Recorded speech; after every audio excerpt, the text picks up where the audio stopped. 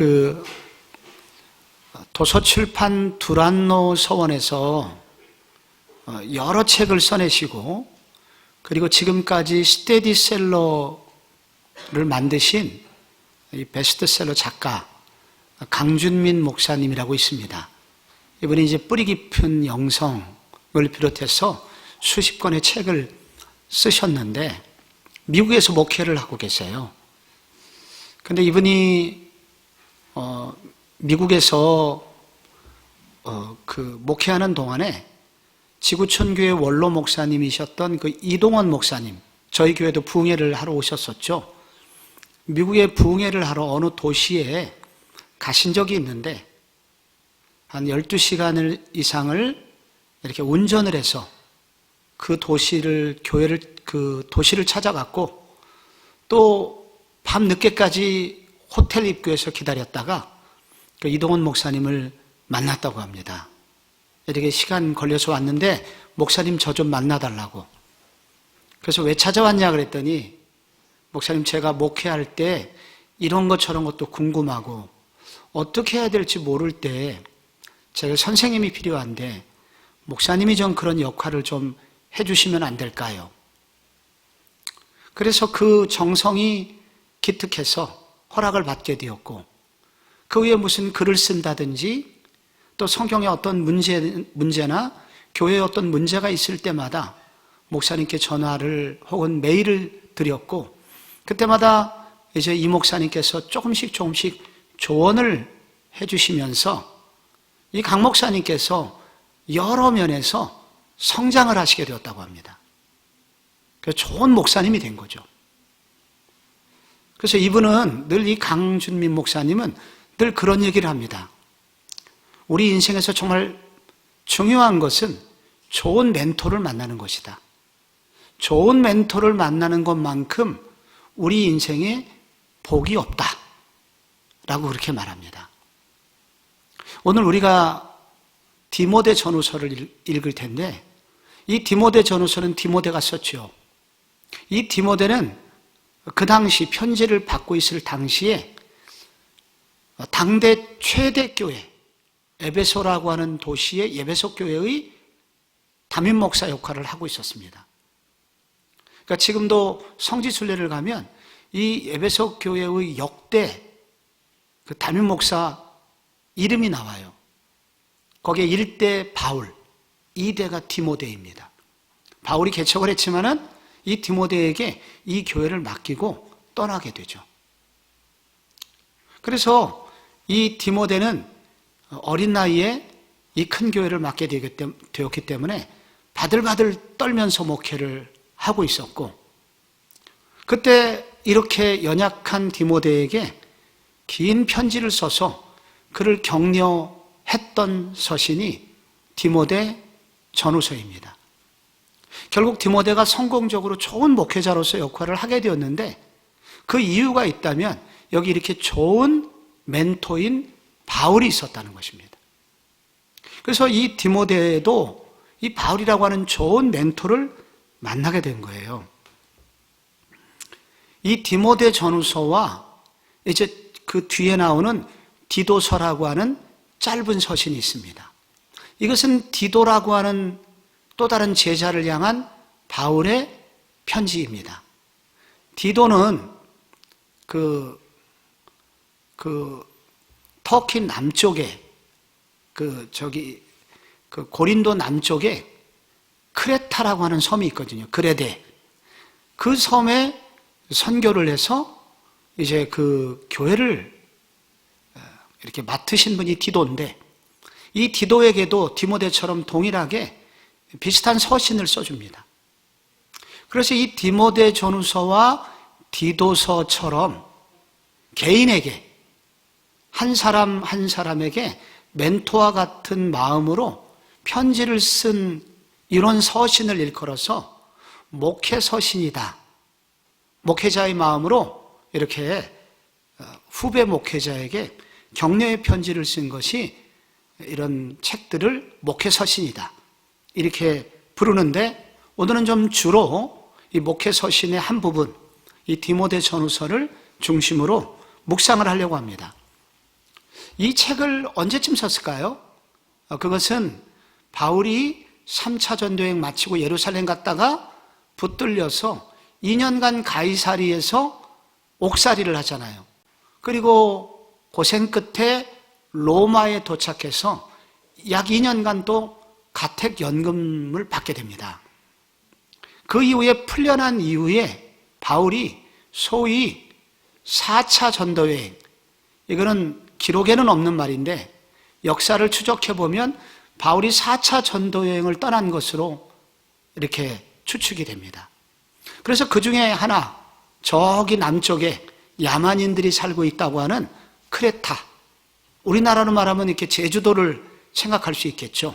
그렇게 이거보다도 훨씬 뚝 떨어진 그레데 섬에 가서 복음을 전하게 되는데요.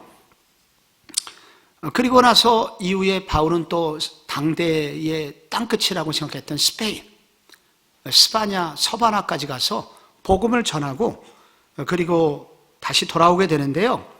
그래서 64년경에 이 바울이 재수감된 이후에 약 AD 65년경에 로마의 감옥에서 순교를 당하게 됩니다. 그 디도서 1장 5절을 보면은 내가 너를 그레데에 남겨둔 이유는 남은 일을 정리하고 내가 명한 대로 각성의 장로들을 세우게 하려 함이니, 이걸 보면은 이 크레타 섬에서 바울이 먼저 선교를 했고 세운 교회를 디도에게 맡기고 그리고 돌아온 것을 보게 됩니다. 그런데 이때가 그러니까 디모데 전후서나 디도서나 비슷하게 약 AD 64년경에 이 서신을 쓴 것으로 거의 사도 바울이 순교당하기 얼마 전에 쓴 서신임을 알 수가 있습니다.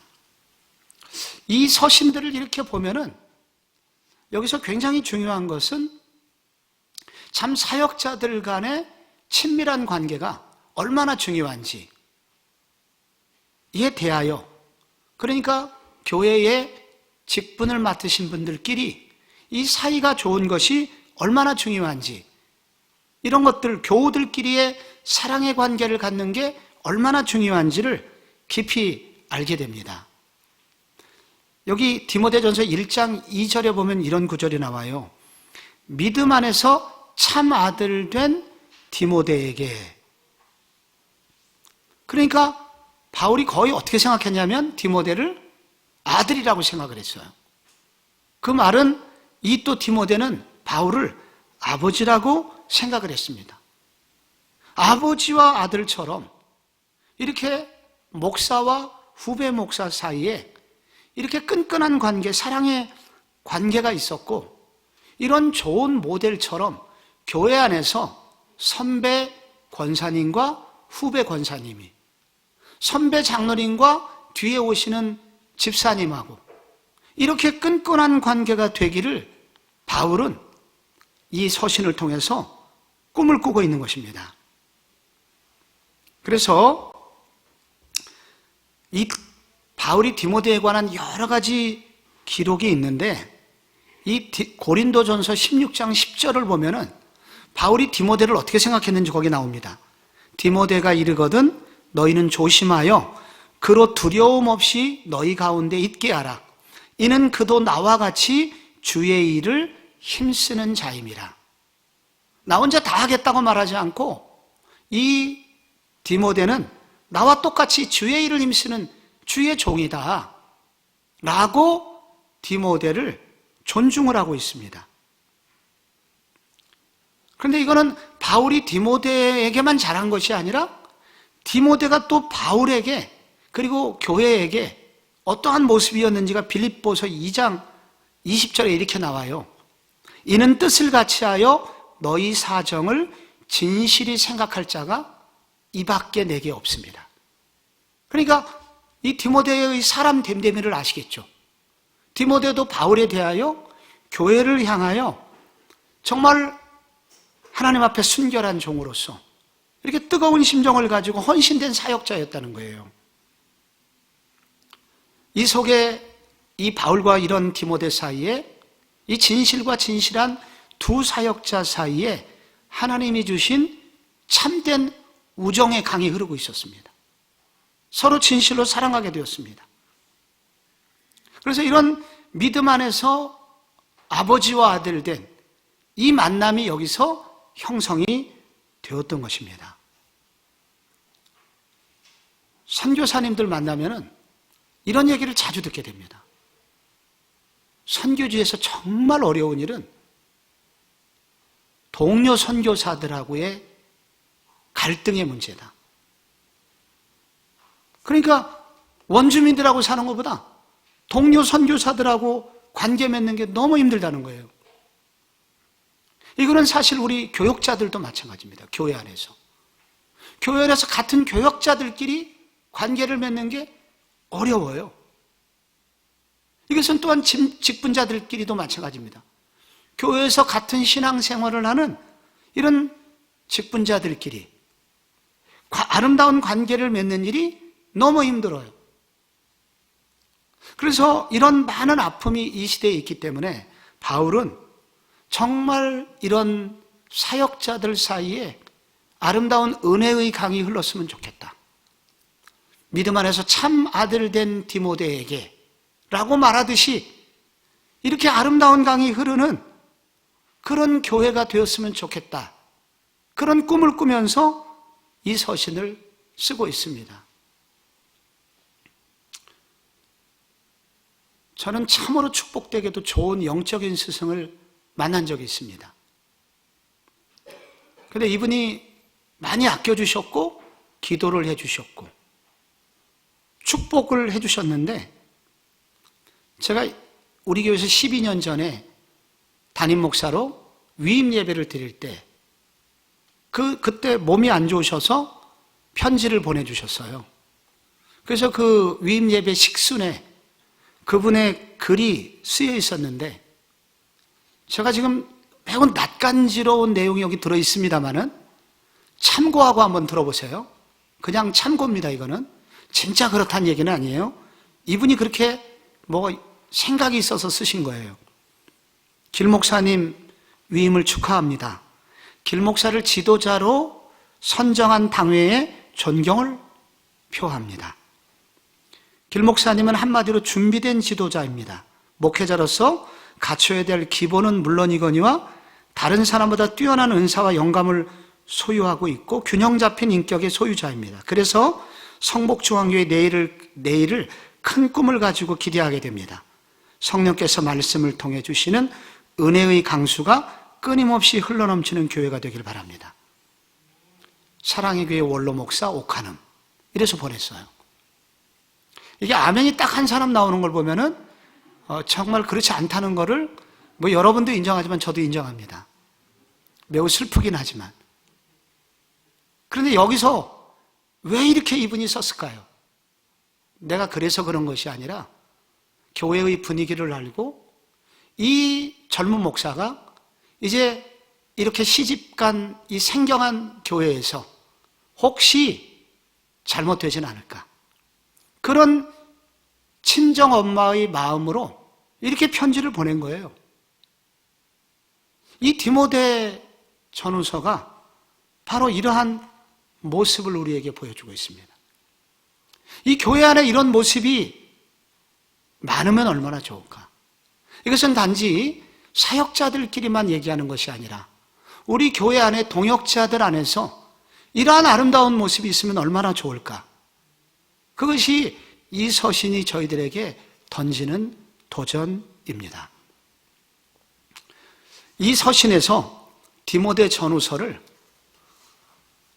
이제 약탕지에 넣고 꽉 짜면은 한 단어가 나옵니다. 한 단어. 그 단어는 뭘까요? 경건. 앞으로 네가 교회에서 목회를 잘하려면 경건해야 된다. 경건하면 다 된다. 그래서 이 디모데 전서를 관통하는 단어는 경건이에요. 이 말은 우리 모든 이 시대를 살아가는 우리 현대 그리스도인에게도 마찬가지입니다. 경건하면 이 좋은 사역자가 될 수 있다. 이 선배 목회자가 죽어가면서 마지막으로 부탁한 건 하나예요. 경건해라. 경건하면 다 된다. 경건이 안 되면 다 무너진다. 하는 것을 이 성경이 알려주고 있습니다. 디모데 전서에서 여러분이 이 성경을 읽으면 보세요 한번. 디모데 전서 2장 2절을 보면은 우리가 모든 경건과 단정한 중에 나오죠? 디모데 전서 3장 16절에 크도다 경건의 비밀이요. 다 나와요, 여러분 책에. 여러분이 이게 디모데 전서를 직접 읽으면 좋을 텐데 지금 영상으로 계속 하니까 제가 빠르게 여러분에게 좀 전달만 합니다만 여러분께서 이 성경을 일일이 찾아서 읽으셔야 돼요. 4장 16절은 어떻게 나옵니까? 신화를 버리고 오직 경건에 이르도록 내 자신을 연단하라. 4장 8절에 경건은 범사에 유익하니 금생과 내상에 약속이 있느니라. 여기 경건이 계속 나오죠? 계속 나오는데 6장 11절에 이것들을 피하고 의와 경건과 믿음과 사랑과. 여러분 이렇게 나오죠. 디모데 후서에서도 경건이 주를 이루고 있어요. 디모데후서 3장 5절. 경건의 모양은 있으나 경건의 능력은 없는 자니. 경건이 주제를 이루고 있어요. 3장 12절. 그리스도 예수 안에서 경건하게 살고자 하는 자는 무릇 핍박을 받으리라. 경건이 나오죠. 디도서도 마찬가지로 경건이 나와요. 똑같이. 디도서 1장 1절에 택하신 자들의 믿음과 경건함에 속한 진리의 지식과 계속 나와요. 계속 경건이 나와요. 그래서 이 디모데 전후서 디도서를 관통하는 단어는 경건입니다. 마지막으로 이 바울이 디모데에게 전해주었던 핵심적인 단어는 경건해라. 경건하면 반드시 너의 교회는, 너의 목회는 성공할 것이다. 이 말은 이 시대에 우리 모든 교우들도 경건하다면 우리는 이 시대 신앙생활에서 성공할 것이다. 라고 말을 하는 것과 같습니다. 경건해야 되는데 그럼 경건이 뭘까요? 경건하면 어떤 것입니까? 경건하면 보통 어떻게 하나요? 우리 이렇게 생각하죠. 성경책 끼고 할렐루야. 집사님, 경건해 보입니까, 여러분? 무엇이 경건일까요? 오, 주님, 할렐루야. 무슨 이름은 경건한 것일까요? 여러분, 무엇이 경건일까요? 이 경건이란 단어, 책에도 나와 있습니다만, 이 경건을 한자로 공경, 정성, 건. 그래서 경건이죠. 근데 이제 무엇을 지극적으로 위에 있는 분을 굉장히 경외하는 거예요. 공경하는 거. 근데 요거를 이제 헬라어 원어에서는 유세베이아 이렇게 쓰는데 합당한 자세. 이거를 경건이라고 그럽니다. 아직도 와닿지는 않는데 이게 한마디로 뭐냐면은 풀어서 얘기하면은 하나님을 경외하고 위에 계신 하나님을 경외하고 정성을 다하는 신실한 삶의 자세. 그냥 한마디로 신실한 삶의 자세예요. 하나님을 뜨겁게 사랑하고 그리고 하나님을 뜨겁게 사랑하기 때문에 결국은 이웃들까지도 사랑할 수 있는 것. 그래서 특별히 목회서신에서 이걸 제가 제 말로 풀어보면은 이렇게 또 정리할 수 있어요. 신앙적 훈련을 통하여 성령으로 인격이 변화되어서 결과적으로 드러나는 신실한 삶. 한 번만 따라해 보세요. 성령으로 변화되어 신실하게 사는 삶. 그러니까 내면적으로 신실하고 성령으로 변화되어가지고 그 변화된 내면, 예수님을 닮은 내면의 그런 모습이 겉으로 신실한 삶으로 드러나게 되는 것, 이걸 경건이라고 한다는 거예요. 이 경건에 대한 많은 내용이 있는데 이 토마스 왓슨이라고 하는 사람이 이 경건에 대해서 굉장히 중요한 글들을 많이 썼습니다. 그런데 이분의 얘기를 제가 한 구절만 한번 읽어볼게요. 경건이란 하나님께서 인간 안에 새기고 만들어 놓으신 것으로서 인간으로 육적인 존재에서 영적인 존재가 되게 하는 것이다. 그러니까 하나님을 뜨겁게 사랑하고 신실하게 사는 이 삶이란 이 경건은 그 사람을 영적인 사람으로, 육적인 사람으로부터 영적인 사람으로 만들어주는 능력이라는 거예요. 그래서 교회를 다니면서도 육적인 사람이 있을 수 있죠. 아직 경건하지 않은 것입니다.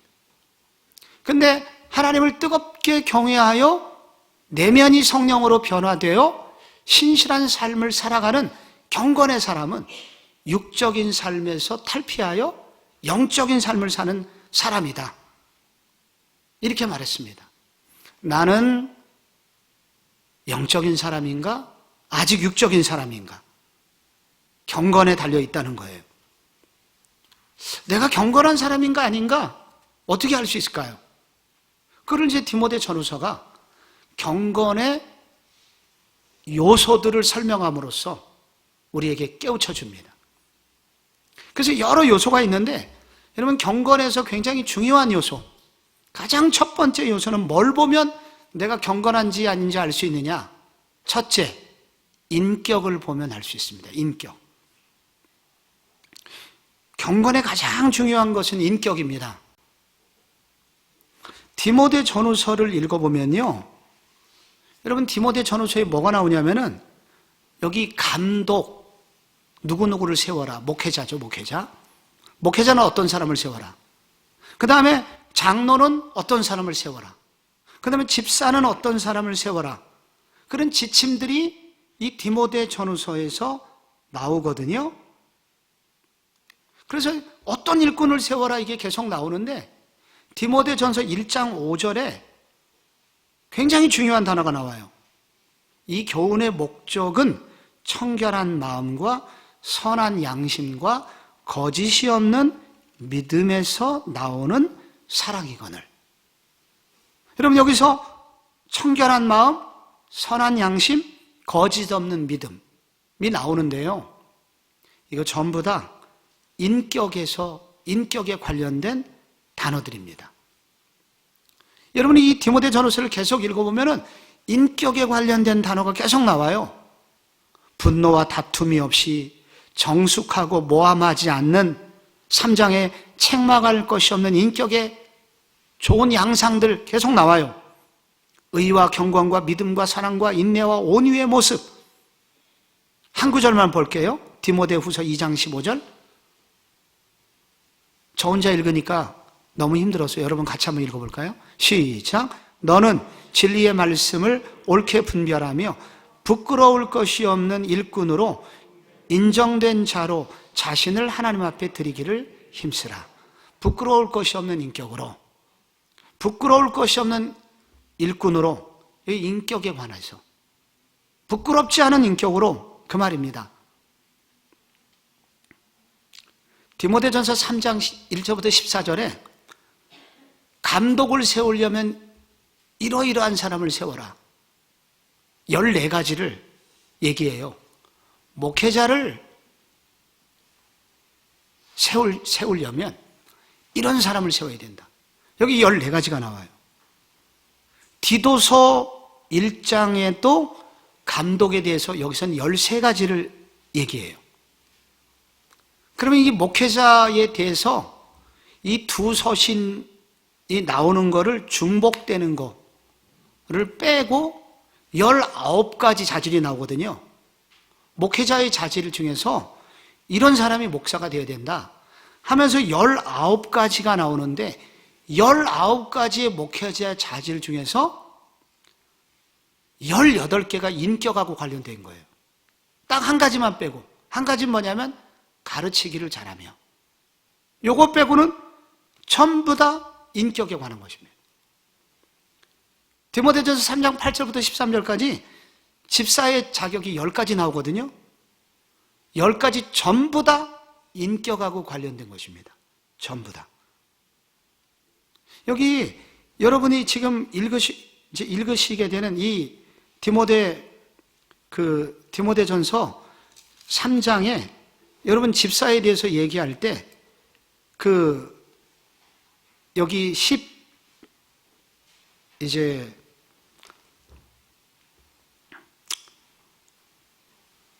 3장 8절에 이와 같이 집사들도 정중하고 일구이연하지 아니하고 술에 임박이지 아니하고 더러운 일을 탐하지 아니하고 깨끗한 양심, 믿음의 비밀을 가진 자라야 할지니 이에 사람들을 먼저 시험하여 보고 그 후에 책망할 것이 없으면 집사의 직분을 맡게 할 것이요 여자들도 이와 같이 정숙하고 모함하지 아니하고 절제하며 모든 일에 충성된 자라야 할지니라. 집사들은 한 아내의 남편이 되어 자녀와 자기 집을 잘 다스리는 자일지니 집사의 직분을 잘한 자들은 아름다운 지위와 그리스도 예수 안에 있는 믿음의 큰 담력을 얻느니라. 전부 다 내용들이 인격에 관련된 것입니다. 그러니까 왜 이렇게 일을 얼마나 잘하느냐 이거는 하나도 나오지 않고 왜 전부 다 인격하고 관련된 내용뿐일까요?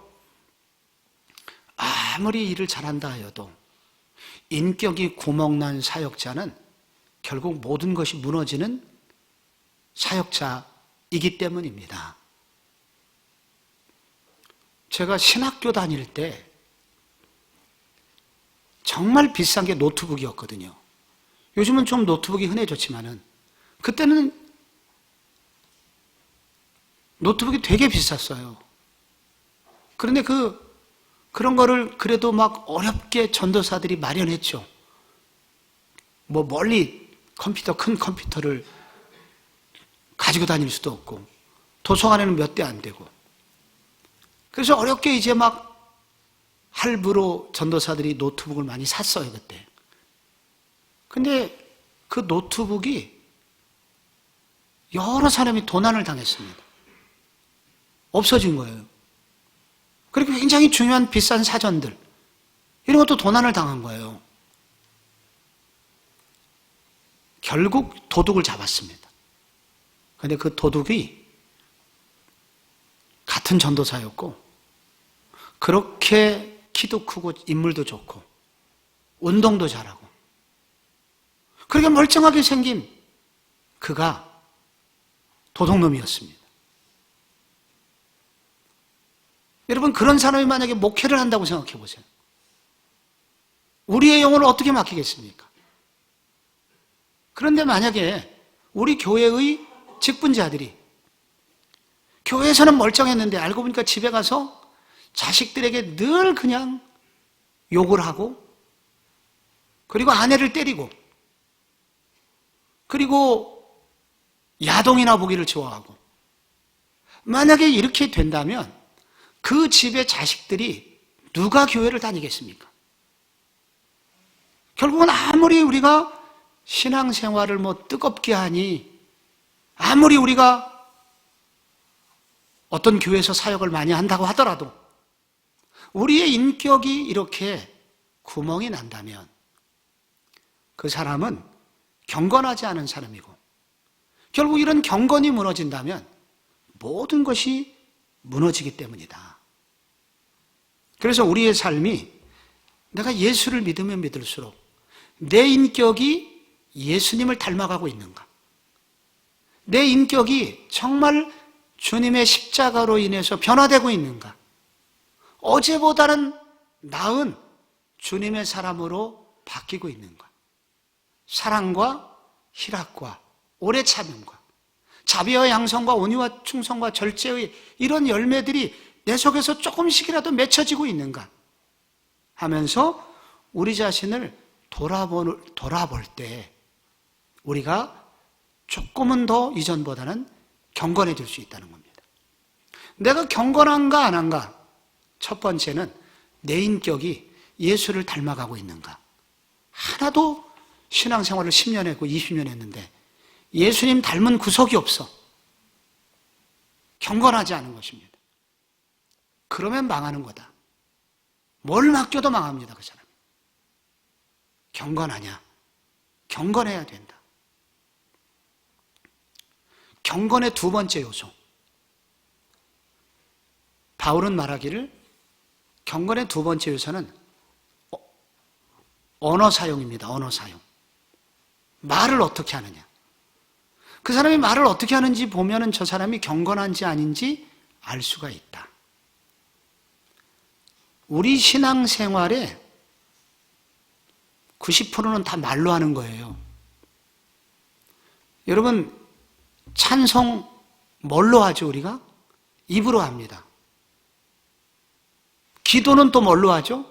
속으로도 하지만 또 입으로 합니다. 그리고 가르치는 거 교회에서 뭘로 합니까? 입으로 하죠. 복음을 전하는 거 입으로 하죠. 그렇기 때문에 우리의 신앙생활이 입에 달려 있어요. 여러분, 광야 이스라엘 백성들이 광야길에서 멸망당했습니다. 왜 그렇습니까? 입을 잘못 놀려서. 하나님을 계속 불평하고 원망하는 그 입술이 그들을 망하게 했죠. 그래서 입술을 놀리는 걸 보면 경건한지 안 한지를 알 수가 있다. 그래서 바울은 이 디모데 전후서에서 말에 대해서 그렇게 많이 말을 해요. 예를 들자면, 이거 지금 계속 제가 이거를 설명할 수 없어서 여러분이 참고를 하셔야 되는데, 이 디모데전서 4장 7절을 보면은 망령되고 허탄한 신화를 버려라. 그 다음에 6장 20절에 망령되고 헛된 말과 거짓된 지식의 반론을 피하라. 그리고 디모데후서 2장에 망령되고 헛된 말을 버려라. 여기 망령이 계속 나오죠, 망령. 망령은 뭐예요? 저 늙은이 망령 들렸어? 할 때 망령이죠. 망령이라는 게 뭐예요? 비정상적인 행동들입니다. 영이 완전히 망가져갖고 정신이 망가져갖고 벽에다가 똥칠을 하는 거죠. 이불에다가 똥 싸고 오줌 싸고. 이게 망령 들렸다는 거죠. 그러니까 말이 입에서 똥이 나오는 거예요. 입에서 오물이 나오는 거예요. 그러니까 너는 제발 망령되고 허탄한 신화, 입에서 그 똥 나오는 얘기 좀 하지 마라. 그런 얘기를 하고 있는 거거든요. 그게 뭐가 있을까요? 교회를 다니면서도 여전히 만약에 입에서 여전히 음담패설하기를 주저하지 않는다면 입에서 그냥 똥이 나오는 거라는 거예요. 입만 열만 자기 자랑한다. 이게 그렇다는 거예요. 여기 허탄한 신화 얘기가 많이 나오거든요. 이 디모데 전후서에. 허탄한 신화는 뭘까요? 영어 성경에 가끔 이렇게 요걸 뭐로 표현했냐면 이 신화는 꾸며낸 이야기를 얘기하고 있는데 이 그리스 신화 같은 거 있잖아요. 그 많은 그런 신화들이 있거든요. 그걸 오늘날로 말하면은 드라마를 말하는 겁니다. 드라마. 그냥 드라마를 아침부터 저녁까지 계속 봐갖고 입만 열면 드라마 얘기하는 거예요. 복음을 얘기해야 되는데 계속 드라마 얘기를 하는 거예요. 다 꾸며난 얘기들. 그리고 주님이 언제 오실까에 대해서는 관심이 없고 그 주인공 어떻게 될까 오늘 밤에 하면서 사모하면서 기다리는 거예요. 모든 관심이 거기가 있어요. 그거 다 뭐 하는 겁니까? 그거를 그 글을 쓴 사람, 그걸 만드는 그 PD한테 다 코가 꿰갖고 아무것도 내 인생을 책임져 줄 수 없는 그에게 내 시간과 정열을 거기 다 바치고 있는 거예요. 입만 열면 드라마 얘기한다. 다 이게 입에서 똥 나오는 얘기라는 거예요. 내가 입에서 요즘 뭐가 나오는지를 보면은 내가 경건한지 아닌지 알 수 있다. 여기 뒤에 2장 8절에 이렇게 망령된 입을 스탑해라. 그리고 또한 2장 8절부터는 분노, 다툼, 모함, 이런 말 하지 마라. 그리고 3장 8절에 정중하고 일구이연하지 말고 외식함으로 거짓말하지 마라. 그럴듯한 말, 미끄러운 말 하지 마라. 이렇게 될 때 우리는 경건하다.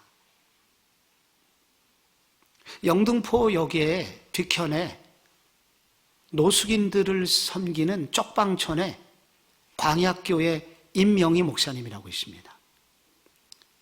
이분 교회 여러 번 우리가 이렇게 섬겼고, 또 그분이 이제 누군가를 초대해서 오면 우리 교회도 환영을 해줬고, 또 어려울 때 또 여러 차례 도움을 준 적이 있어가지고 임 목사님이 저를 자주 찾아와서 고맙다는 얘기를 하시고, 그러면서 이제 이분은 아무래도 형편이 우리가 나으니까 오실 때마다 제가 당연히 식사를 대접했죠. 근데 이분의 마음에 이게 좀 짐이 됐었나 봐요. 그래서 하는 말이 다음에는 내가 사겠다고. 다음에는 내가 사겠다고. 그러시더라고요. 아이, 그러지 마시라고. 우리 교회에서 섬기는 게 좋다고. 아니라고, 다음엔 내가 사겠다고. 그래서 이제 그러면 그러시라고, 그래서 제가 이 동네 이제 평범한 식당을 알잖아요. 그럼 그쪽으로 가자고. 거기 아주 좋다고. 그래서 이분이 사겠다고 그래서 같이 갔어요. 근데 그날따라 문을 닫았네, 거기가. 그래서 당장 갈 데가 없어갖고, 근데 고개를 돌리니까 횟집이 있어요. 그래서 어쩔 수 없이 그 집에 들어가게 된 거야. 그러니까 이제 부담스러운 액수가 이제 나오지 않겠어요? 그래서 이제 목사님, 이거는 제가 사야 된다고. 그랬더니 그분이 아니라고 끝까지 우기면서 그분이 카드를 긁었습니다. 그러면서 그분이 하시는 말씀이, 사나이 한 번 내뱉은 말은 책임져야 된다고. 그 다음부터 왠지 그분이 더 좋아지더라고요. 아, 이분 참 진짜 멋있는 분이네. 여러분, 제가 정말 교인들로부터 그런 얘기 얼마나 많이 들었는지 몰라요. 밥 한 번 같이 먹자고. 지금 12년 전에 그 얘기하면서 밥 먹은 적이 없어요, 여기까지. 우리가 많은 말을 하잖아요, 뭐를. 그렇게 말을 하는데 그냥 지나가는 말이야, 이게. 그러지 마라. 일구이연하지 말고, 그리고 미끄러운 외식하는 말 하지 마라. 이건 경건하지 않은 것이다. 언어 사용에 대해서 말을 하고 있습니다. 여기에 너무 도전 받아가지고 밥 사줄 생각하지 말아요. 배불러요, 요즘. 언어를 내가 사용하는 걸 보면은 내가 경건한지 아닌지 알 수가 있다. 이 바울이 세 번째로 여기서 굉장히 중요하게 여기는 세 번째 경건의 요소가 있습니다. 그것은 포용력. 다른 사람을 얼마나 그 공동체의 다양한 사람들을 끌어안을 수 있느냐의 모습이 있느냐에 따라서 경건하냐 아니냐를 표현을 하고 있거든요. 여기 디모데전서 2장 1절 잠깐 읽어볼게요. 그러므로 내가 첫째로 권하노니 모든 사람을 위하여 간구와 기도와 도구와 감사를 하되. 여기 보면은 모든 사람을 위하여가 나오고요. 2절에도 임금들과 높은 지위에 있는 모든 사람을 위하여 하라.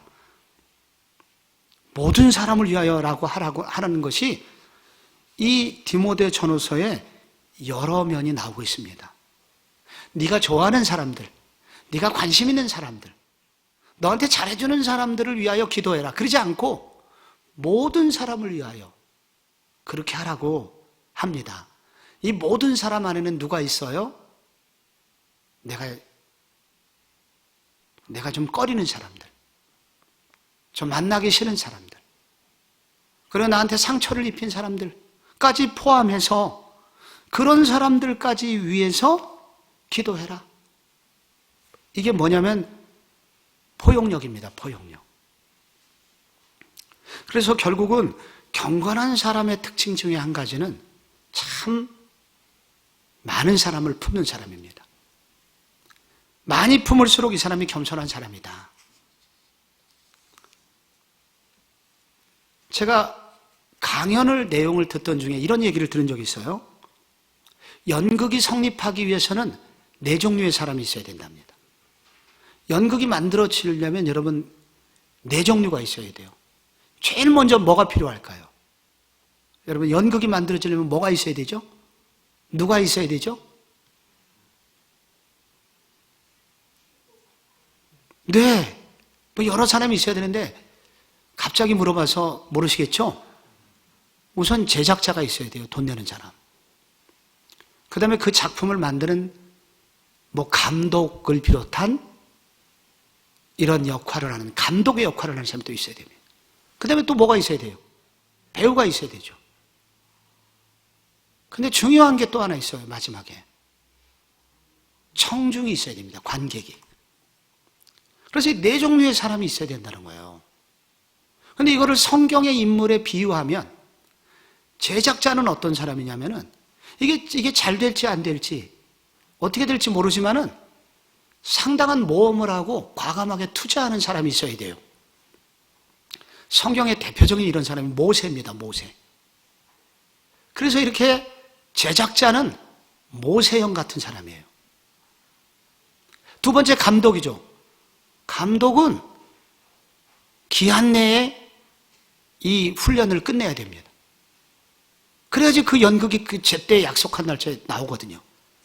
때로는 좀 혹독하기도 하고 일 중심일 수 있지만 결국은 그 일을 이루어내야 되거든요. 이런 대표적인 사람이 성경에 누가 있을까요? 바울이에요. 바울이 이런 사람이에요. 근데 또 아주 그냥 남도 즐겁게 하기도 하고 그리고 뭐 엉뚱한 짓도 하기도 하고 그러면서 또 뭐 슬프기도 하고 이런 사람 연극 배우죠. 배우가 있어야 되는데 대표적인 사람이 베드로입니다. 그런데 어떤 책임도 안 지지만 그러나 봐주는 사람이 꼭 필요하죠.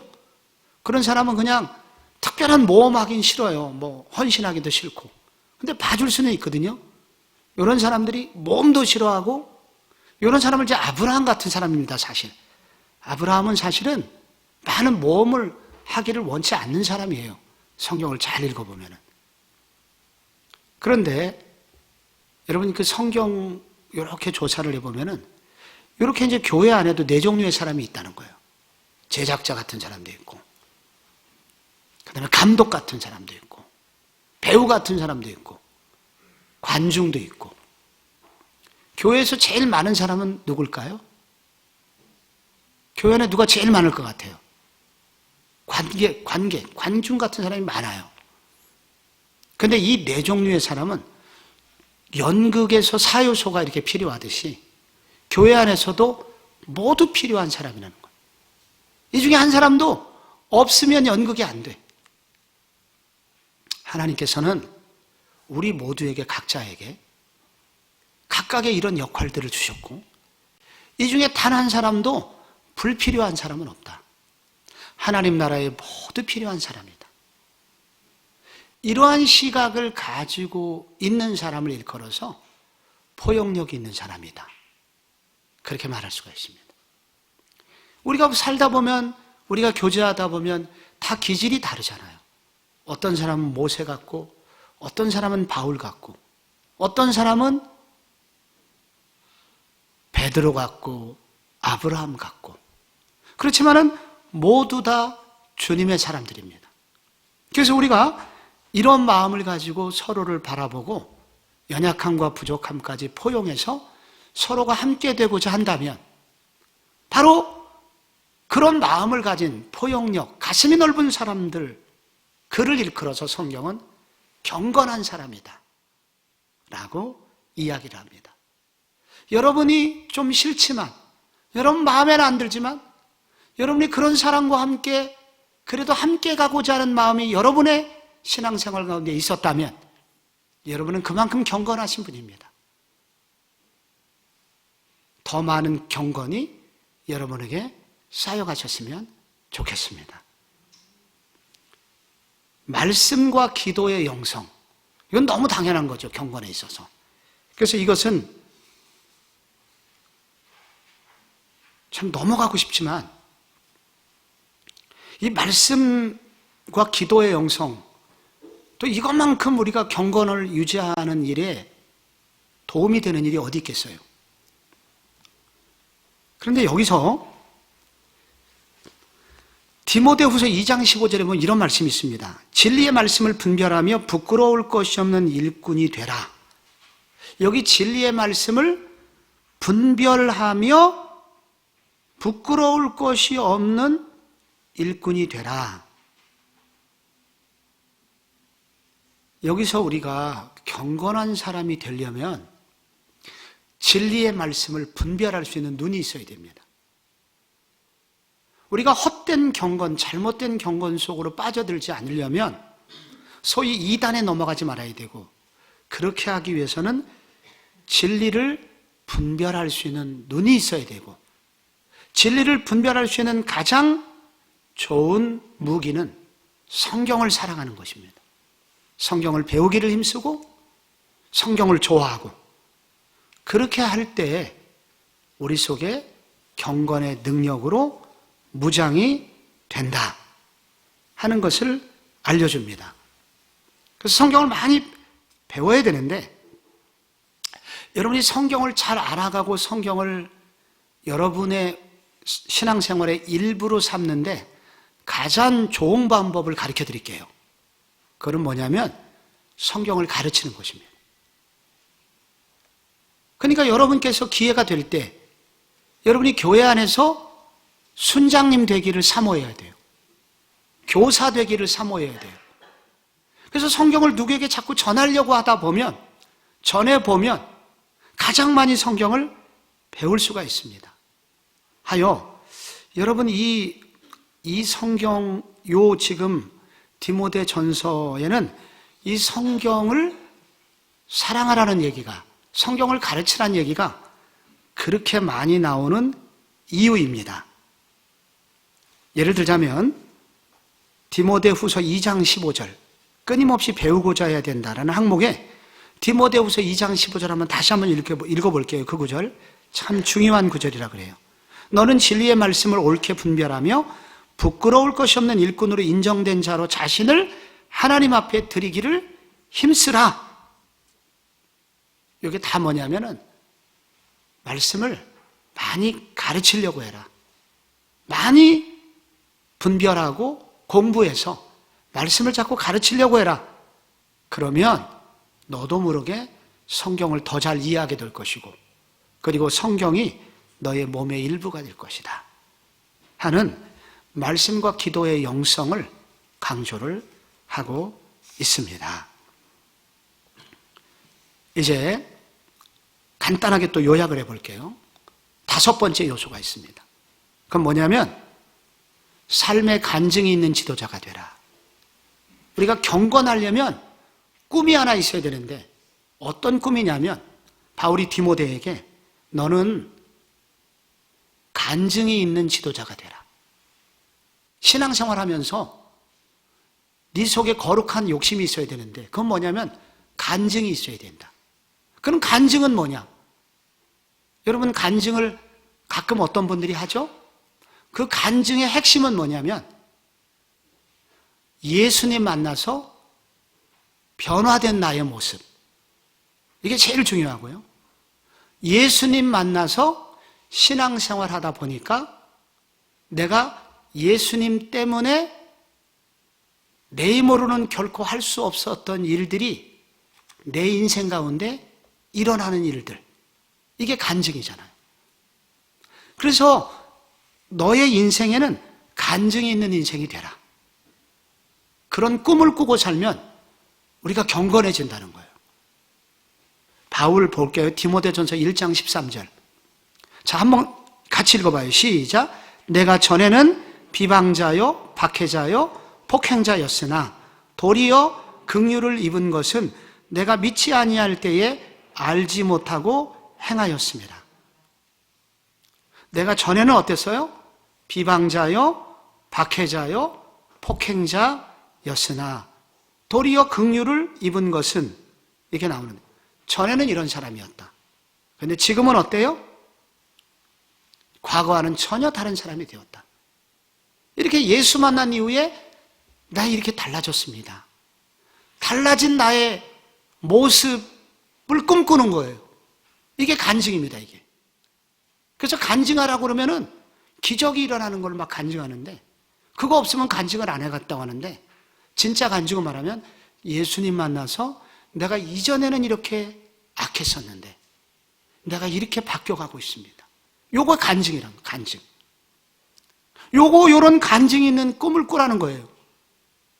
그리고 그렇게 변해가는 와중에 주님의 은혜를 힘입어서 내가 내 힘으로는 할 수 없는 일을 주께서 해주신 일을 자랑하는 것. 이게 간증이라는 거예요. 여러분, 아름다운 신앙생활은 아름다운 이야기를 만들어냅니다. 반드시 그렇게 돼 있어요. 그래서 신실인들에게는 미담이 있습니다. 그들의 삶에 아름다운 얘기가 많이 있어요. 그래서 여러분들을 신앙생활 하는 동안 한번 꿈을 꾸시면 좋아요. 주님, 저의 삶에 예수님 때문에 변화되는 일들이 많아지게 하시고, 그래서 나의 삶이 이런 예수님의 사랑으로 풍요로워져서 이거를 자랑하는 인생이 되게 해달라고, 이거 간증하는 인생이 되게 해달라고. 그렇게 기도하고 꿈을 꿀 때 하나님은 우리에게 그렇게 멋진 삶을 주신다는 것입니다. 인내가 있습니다. 인내. 경건의 요소 중에 인내. 요 디모데 전후서에 아주 바울을 괴롭히는 사람 이름들이 나와요. 디모데전서 1장 20절, 거기 후메네오와 알렉산더가 나와요. 후메네오는 후벼파요라고 하고 비슷한데, 이 후벼파는 인간이 있었어요, 바울을. 근데 이 또한 알렉산더는 끝까지 바울을 괴롭혔는데, 디모데후서 4장 14절에 구리 세공업자 알렉산더가 내게 해를 많이 입혔음에 주께서 그 행한 대로 그에게 갚으시리니 너도 그를 주의하라. 이게 신학자 더글라스 무라는 사람이 있는데, 이 사람의 주의를 보면 아마도 바울이 알렉산더 때문에 로마 감옥에 갇히고 결국은 사형을 당하게 됐을 것이다. 여러분, 교회 안에 너무너무나 무서운 사람들이 있을 수 있습니다. 바울은 이런 사람들에게 뭐라고 그러냐면, 주께서 그 행한 대로 그에게 갚으시리니. 내가 갚겠다는 게 아니라 주께서 그 사람 갚아주실 거다. 하나님의 공의에 맡기고 자신의 사역에 충실했던 바울의 모습, 인내하는 바울의 모습, 하나님의 공의에 맡기고 자신의 일에 충성스럽게 그 길을 가는 인내하는 바울의 모습, 이게 경건의 모습이다 나옵니다. 마지막으로 세상과의 좋은 관계. 경건이라는 게 뭐냐면은 교회 안에서만 좋은 게 아니라 세상하고도 좋은 관계라는 거예요. 그래서 이 디모데 전서 많이 얘기했지만 아까도 디모데 전서 1장 5절, 19절 여러 구절에서 믿음과 뭐가 나옵니까? 그 다음에 착한 양심을 가져라. 이건 세상에서 필요한 거예요. 교회 안에서만 필요한 게 아니라 세상에서 많이 필요한 거죠.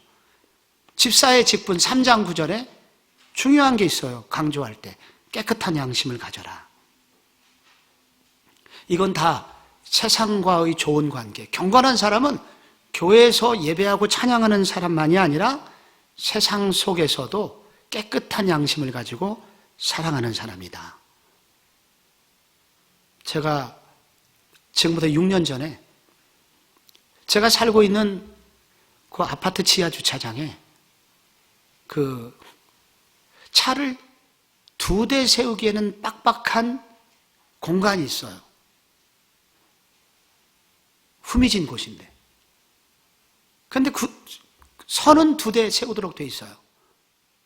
그래서 보통은 거기다 그냥 가운데다 좀 넉넉하게 한 대를 세우는 게 이게 보통 그 주민들이 하는 일인데, 어느 날 제가 그렇게 넉넉하게 세웠더니 그때 마침 경비 아저씨께서 오셔가지고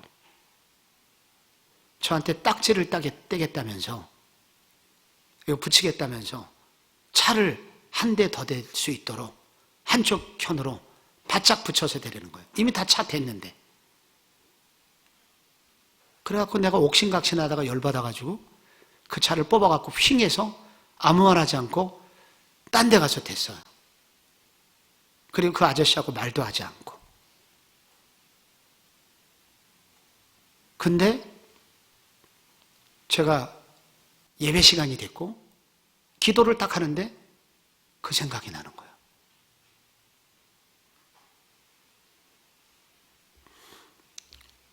그래서 나중에 이제 그 아저씨에게 편지 써갖고 미안하다고. 그리고 나중에 이제 추석 때 선물도 주고 그런 시도를 했습니다. 그러면서 제 마음 가운데, 야, 내가 세상 속에서 다른 사람들과의 관계 맺음이라는 게 결코 쉬운 일이 아니구나. 우리 성도님들이 교회에서는 신앙생활을 잘하겠지만 세상 속에서 세상 사람들과 이렇게 아름다운 관계를 맺는 것은 쉽지 않겠구나 생각하게 되었습니다. 그런데 그럼에도 불구하고 성경은 우리에게 세상 속에서 거룩한 양심, 착한 양심을 가지고 좋은 선한 이웃이 되도록 힘쓰라 라고 도전을 합니다. 이게 경건이다 라고 이야기를 합니다. 성도 여러분, 이제 이 디모데 전후서 바울이 정말 디모데에게 멘토가 되어서 네가 성공적인 신앙생활, 성공적인 목회생활을 하려면 이렇게 됐으면 좋겠다 라고 얘기했던 핵심, 경건한 사람이 되라. 그럼 네 목회는 반드시 성공할 거다. 여러분은 지금 7가지 얘기한 경건 중에서 어떤 것이 제일 안 되고 있는 부분입니까? 어떤 부분이 좀 약해요? 어떤 얘기를 들을 때 좀 가장 찔려요? 그 부분은, 찔리는 그 부분은 내가 성장해야 될 영역입니다. 물통의 비유가 있잖아요. 나무 물통이 여러 나무 판들의 연합으로 물통이 이어져 있는데 결국 이 물을 얼마나 담느냐는 것은 그 막대기의 가장 짧은 수준만큼밖에 물은 담겨지지 않을 것이다. 이게 나무 물통의 비유입니다. 그래서 우리가 다른 것이 막 아무리 좋아도 막 기도, 말씀 막 이런 거 막 열심히 하는데 이 중에 한 가지, 세상 사람들과의 좋지 않은 관계라든지 입이 아직도 변화되지 않았다든지 신앙생활 하는데 간증이 하나도 없다든지 무엇이 약한 부분이 있으면 그 부분은 결국 하나님의 은혜는 거기까지밖에 담기지 않는다는 것입니다. 여러분의 경건의 요소 중에 어떤 부분이 좀 약하십니까? 오늘 이 말씀 앞에서 나를 돌아보고 주여 이 부분이 보강되기를 원합니다. 이 부분이 더 세워지기를 원합니다. 그래서 경건한 하나님의 사람으로 조금 더 준비되어 하나님의 은혜를 더 많이 담을 수 있고 그 하나님의 은혜를 나눠줄 수 있는 성도로 살게 하여 주옵소서. 이것이 우리 모두의 기도 제목이 되시기를 축복합니다.